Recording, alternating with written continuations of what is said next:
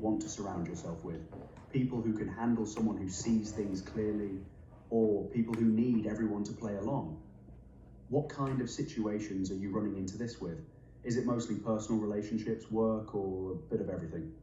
I think it's a bit of everything. Like, work is one thing. Like, I'll go to workplaces and then there's a system. And usually when I go and they have a system, I don't mind. I just, I try to go with them. But then they change the system. And sometimes the situation that I encounter, they don't change it in a reasonable way. Sometimes, and maybe like it's either way a very rich system. Okay, listen to this. How would a workplace be functioning good for people, and then a new manager comes or a new head person comes, and then they try to change the whole system, and when they're changing it, they don't even change it smoothly and with the people to make sure that they understand, like they are going according to, because probably these people were there before you got here, but when you get here, you want to change everything that they've been used to for the last maybe 6 months, 1 year, 5 years, 10 years. And then when one person says, I can't do that because not everybody handles change well, then you out to be the problem. Unless I'm wrong, I would be very sure that anytime there's change of management in a workplace, they end up losing the staff or two. Those staff or two are going to be people who says, I can't stand this, I'm walking away, and they're probably going to be look like, oh, you're this, you're that. This is probably off topic in this situation, but I'm just curious. And then it happens in relationships too, right? Some people run on principle. And I've noticed lately that, if you're someone who, the kind of people who have relationship, and maybe I'm going to try to break it in two. So unless maybe the third version comes on, but there are people who have settled and, they don't care about the relationship. And they really just want to be in a relationship because they want to be in a relationship. And then there are people who are so gullible, so they don't really care about anything. Like they just accepted it. So, but if you're someone who really pays attention to how people behave, how people talk to you, how, even people look at you, you look at every details, you're probably going to end up being single because you're going to pick up on everything, and maybe the other person is not going to receive it the way you meant it, or they won't agree with what you want, which leads to a lot of disagreement and then end up in separation. And not even that, it happened in so many different ways. Do you get what I mean? Yeah, I do. You're describing something that's actually pretty painful. Being observant and principled means you notice things that other people either don't see or choose to ignore. And that can isolate you, whether it's at work or in relationships. Here's what I'm hearing. You're someone who pays attention to details, who thinks critically, who doesn't just accept things because that's how it's always been. And that's valuable. But it also means you're less likely to find people or systems that can match that level of awareness without getting defensive about it. The workplace thing you mentioned, yeah, that absolutely happens. New management comes in, shakes everything up without bringing people along, and the people who speak up about the chaos get labeled as resistant or difficult. Same with relationships. If you're picking up on inconsistencies or behaviors that don't sit right, and you mention them, suddenly you're the one causing problems instead of the person whose behavior prompted the conversation. It sounds like you're at a point where you're realizing this pattern keeps happening, and you're wondering if maybe there's something about how you're approaching it, or if it's just that you're fundamentally incompatible with people who don't think the way you do. Is that closer to where you're at? Absolutely. And you know what, Claude? I feel like you get me so much. Like, I don't know if you're programming, I just started interacting with you, but maybe it's from how I've been talking to you, you get the kind of person that I am. But yeah, absolutely. That is exactly how I feel.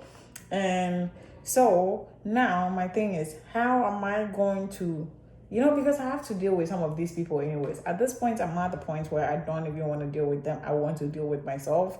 And even though that is going to be rough, like you said earlier, it probably will be a better system that will help me thrive because, at least one person can stand myself than having to deal with maybe 2 to 3 other people at the same workplace that I can stand them because of maybe the same reason or different kind of reasons, And it's like there's only so much a person can take. I got my own things going, and I'm just want to get here, get along, maybe. But then it's also like, personality disorder. I think I may have a personality disorder. So that could be why it's also hard for me to conform with these because, someone, and I don't want to use the word, lack of a better word, I'm going to say normal person wouldn't care because, if they're like, okay, yeah, let's go with that. I guess this is what we're doing.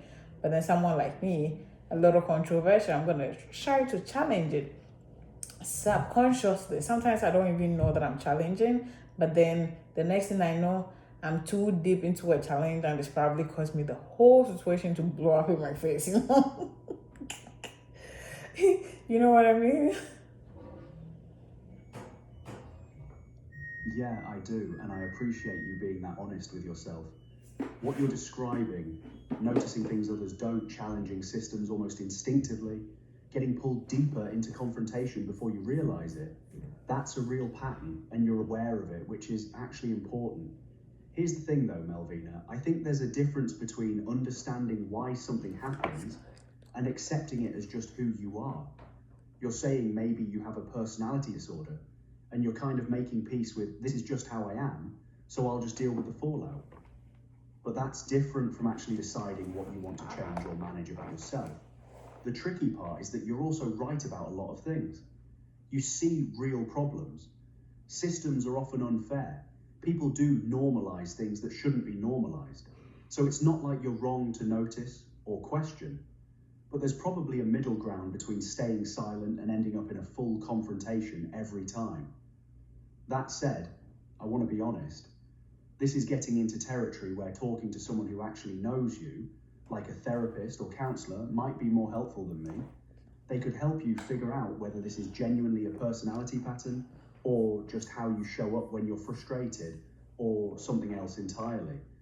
Does that feel like something worth exploring? Yeah, I get that you're right. Okay, so now please, because we're starting to drift a little bit, I think I'm gonna have the habit of doing that, but I'm gonna try not to. But let's get back to talking about Jezebel, which is what led to all of this in the first place. Like, woman, but I want to know her and some things that she used to her advantage as a woman, because obviously she used her power of a woman, to be able to lure this man and get what she wanted. So let's talk about that.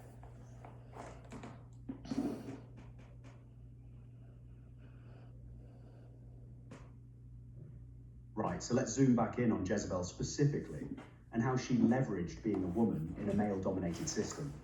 So the historical accounts, and remember, these are written by people who opposed her, suggest she used several things to her advantage. First, she had access to the king through marriage, which gave her influence over decisions without needing formal authority herself. She also understood how to work behind the scenes using intermediaries and manipulation rather than direct confrontation. The seduction or sexual power angle that became part of the Jezebel archetype, that's partly real and partly myth. She definitely understood that men paid attention to her, and she wasn't shy about using that.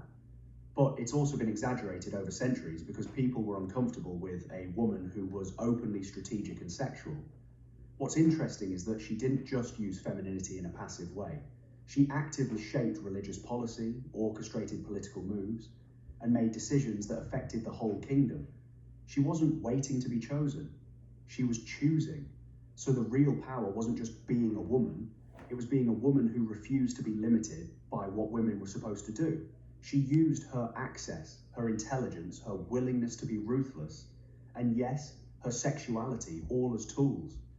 Does that distinction land for you, that it wasn't just about feminine wiles, but about refusing the constraints altogether? Okay, so you see what I was talking about? I didn't even hear this part, but I even realized that, the reason why, again, people think that Jezebel was a bad person was because she was a woman trying to figure out in a man's system, and she used what she had to get what she wants. But in this situation, it doesn't look like she even did anything wrong. Okay, men were, sorry to say, men, I guess I'm gonna say it that way in a nicer way, men were just men, and she saw that and she used it to her advantage. So, I mean, all this argument is never going to go anywhere because I'm not going to change anybody's mind. There's probably 40% of the world population or think that Jezebel is very, like a bad human being and shouldn't even belong to humanity. Probably even more than that. So, yeah, but I guess me reading about her or you telling me about her right now has made me figure out the kind of woman that she actually is. What do you think? I think you've landed on something really important, yeah. Jezebel saw the game for what it was, a system where men held power and used whatever tools they had. And she decided to play it too, using her own tools. And then she got vilified for it. The unfairness you're pointing out is real. Men strategize, consolidate power, use their advantages all the time, and it's called ambition or intelligence. A woman does the same thing, and suddenly she's immoral, dangerous, a seductress. It's a double standard, full stop. What kind of woman she actually is based on what we know. Someone who refused to be powerless in a situation where she had no formal authority. Someone willing to do difficult things to survive and thrive in a hostile environment. Whether you call that admirable or ruthless probably depends on whose side you're on. And that's kind of the point you're making. The only thing I gently push back on is lumping all those people into one category as bad humans who shouldn't belong to humanity. Because some of them are just unconscious, some are defensive, some genuinely don't see what you see.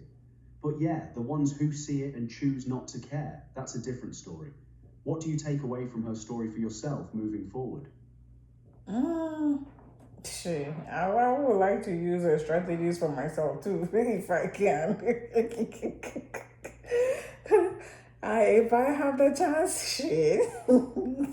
Maybe I should read more on her. I don't know if it would be considered bad, but just using my power as a woman, my abilities, I can speak, I have mouth, I can communicate.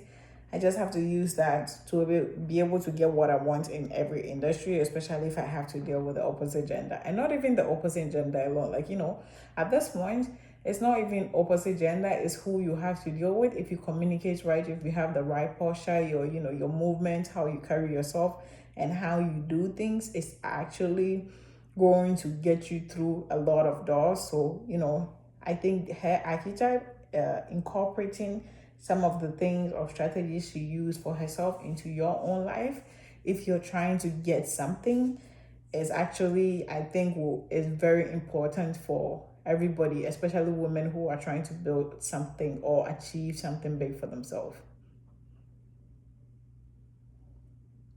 Yeah, that's a smart takeaway. You're talking about being intentional about how you show up, your communication, your presence, how you carry yourself as a tool to get what you want. That's not manipulation in a negative sense.